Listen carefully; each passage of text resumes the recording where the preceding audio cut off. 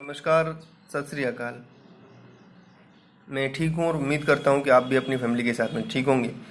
राजस्थान में राजपूतों और मराठाओं के संघर्ष की इस चौथे भाग में हम बात करते हैं जोधपुर के संघर्ष के बारे में, जो कि सन 1749 से 1755 तक चला।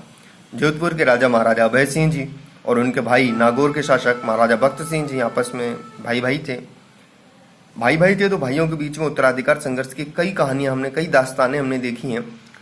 1749 में महाराजा अभय सिंह की मृत्यु के पश्चात उनके पुत्र राम सिंह जी को जोधपुर की गद्दी पर बैठाया गया।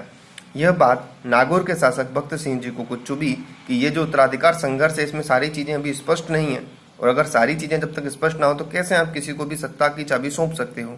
तो नागौर के शासक भक्त सिंह जी और महाराजा राम सिंह जी के बीच में लड़ाई हुई।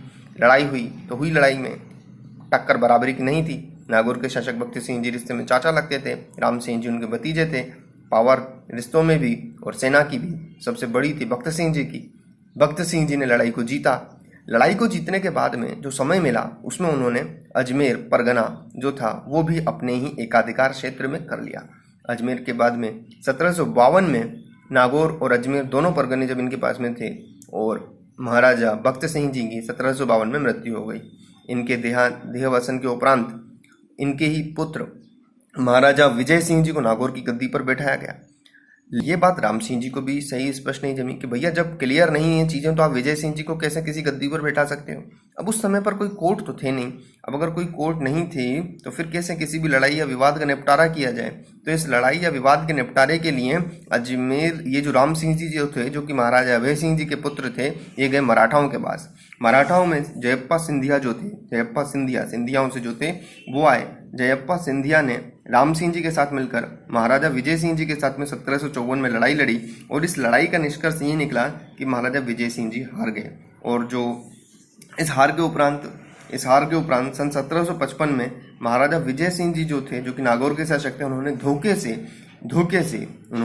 धोखे से जो जयप्पा सिंधिया थे इनकी मृत्यु करवा दी।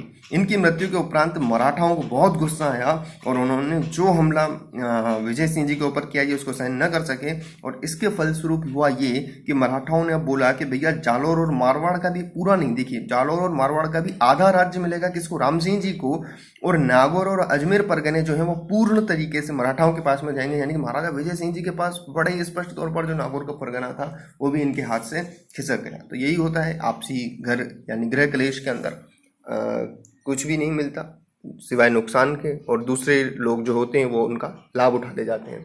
यदि ये घर की बातें आराम से रहते तो पूरा जोधपुर और जालोर का जो परगना था वो उनके पास रहता मारवाड़ का, लेकिन इसमें नुकसान ये हुआ कि न तो विजय सिंह जी के पास में खुद का कुछ रहा और न ही राम सिंह जी को भी पूरा मिल पाया। तो धन्यवाद, मिलते हैं आगे की सीरीज में मेवाड़ के उत्तराधिकार संघर्ष के बाद। आप